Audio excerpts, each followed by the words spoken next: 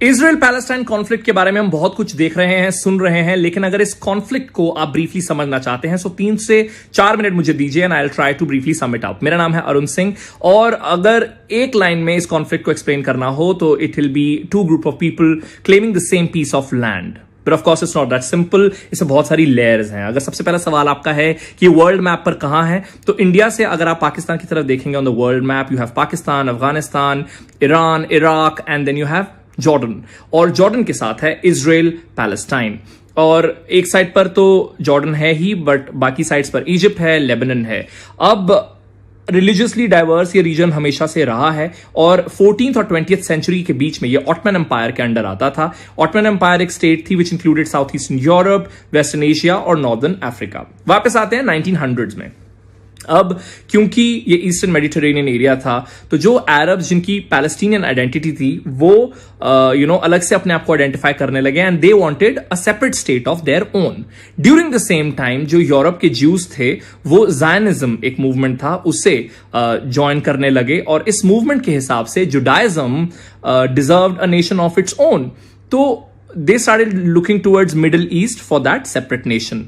फिर हुई world war 1 और ब्रिटिशर्स ने वर्ल्ड वॉर 1 के बाद कंट्रोल लिया इस एरिया का and they called it British mandate of Palestine. अब यहां पर ब्रिटिशर्स ने कई ज्यूज का माइग्रेशन जो है वो इनकरेज किया। यहां ज्यूज का नंबर बढ़ने लगा और बढ़ने लगे ज्यूज और अरब्स के बीच में कॉन्फ्लिक्ट भी।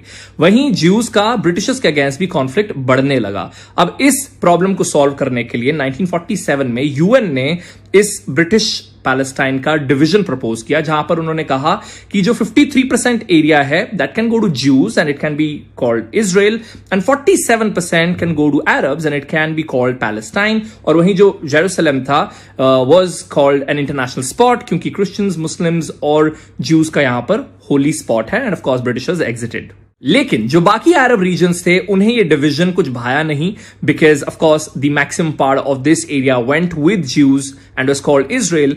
तो अरब्स ने वॉर की इजराइल के साथ। 48-49 में ये वॉर हुई, 1948-49 में, और इस वॉर को इजराइल ने जीता। और इस जीत का नतीजा ये हुआ कि जो यूएन ने एरिया डेडिकेट किया था टू इजराइल उससे कई ज्यादा इन्होंने ऑक्यूपाई कर लिया। 1967 में एक और अरब इजराइल वॉर हुई और इसमें भी इजराइल ने काफी पैलेस्टीनियन एरिया जो था उसे ऑक्यूपाई कर लिया। 2 एरियाज के नाम आपने बहुत ज्यादा सुने होंगे, गाजा स्ट्रिप और वेस्ट बैंक।